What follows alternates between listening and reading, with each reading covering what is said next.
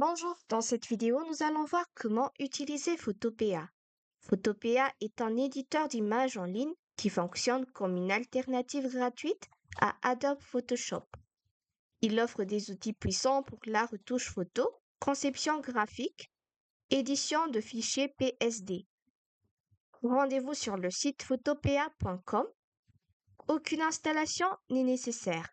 L'interface ressemble à celle du Photoshop avec une barre d'outils sur la gauche et calque à droite. C'est la zone du travail au centre. Ouvrir un fichier ou une image. Cliquez sur Fichier et Ouvrir pour ouvrir une image. Ouvrir et on va ouvrir une image. Voilà.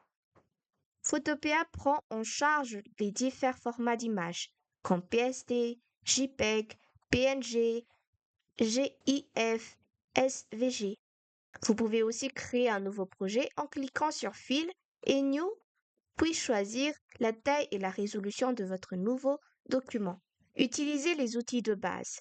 Sélection, outil rectangulaire de marque, Tool, là, vous voyez, pour sélectionner la partie de l'image. Voilà, vous pouvez sélectionner l'image. Pinceau, outil blush, permet de peindre ou retoucher certaines zones de l'image. Ici, pinceau, outil pinceau, crayon ou remplacement de couleur. Vous pouvez ajuster sa taille, son opacité dans la barre supérieure. Texte, là, permet d'ajouter du texte sur l'image. Une fois le texte ajouté, vous pouvez modifier la police, la taille, la couleur de la barre de réglage au-dessus. Hello, voilà. Ici, vous pouvez modifier le texte en modifiant la police, caractère. Ici, c'est le retour. Travailler avec des calques. Calques, ce sont les parties essentielles de Photopea. Chaque élément que vous avez ajouté, image, texte, ajustement, peut être placé sur un calque distinct. Ici, vous voyez, vous pouvez gérer les calques dans le panneau de droite, bouton Ajouter un nouveau calque. Ajuster la transparence et appliquer les effets au calque en utilisant le bouton FX situé en bas du panneau du calque. Je vais vous montrer aussi certaines options pour bien maîtriser Photopea. Il y a des raccourcis pour gagner du temps, comme CTRL-Z pour annuler, CTRL-T, transformation libre, redimensionner, faire pivoter, CTRL-S pour sauvegarder, CTRL-SHIFT-N, créer un nouveau calque.